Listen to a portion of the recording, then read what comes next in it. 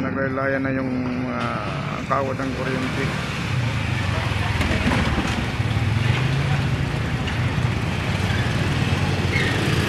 Sana ay maayos ito kasi grabe talaga. Wala sa labad yung mga kuryente na yan.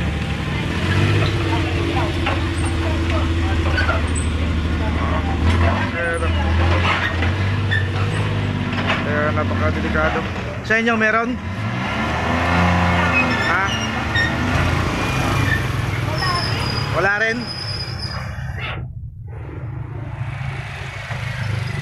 Hindi namin alam kung anong gagawin dito ng Meralco.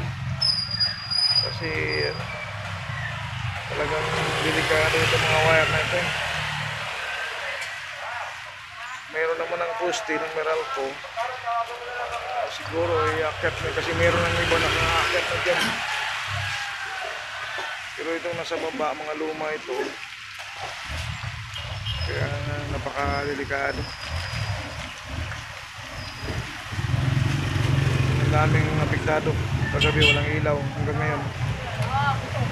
Hindi alam kung kailan may balik itong supply ng kuryente.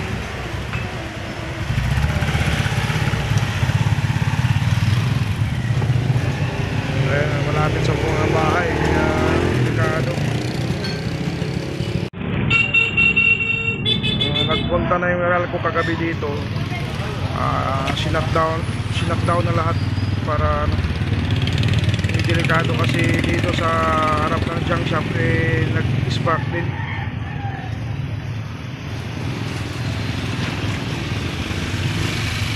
Ayun, mga wire na sobrang mabigat na. Hindi ko alam kung bakit hindi pa nailagay ito sa poste. Meron namang poste dito.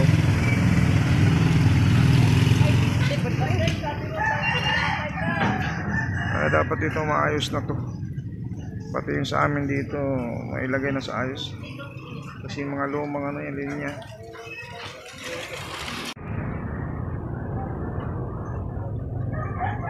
Mabuti naman talaga kahapon walang nadamay na bahay.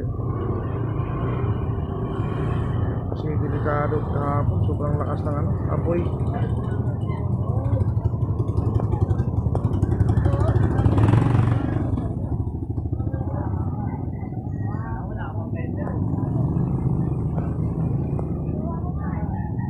Sana mapansin ng to ng local para maayos itong dito kalagayan ng aming mga kuryente dito.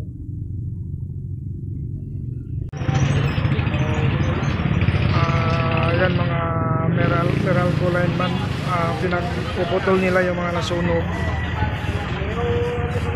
Pinaglalagyan ng tape para kung alin yung hindi affected yung bubuhayin nilang mga apektadong wire mag-a-apply ulit sa Meralco para panibagong linya na i-akyat doon sa poste.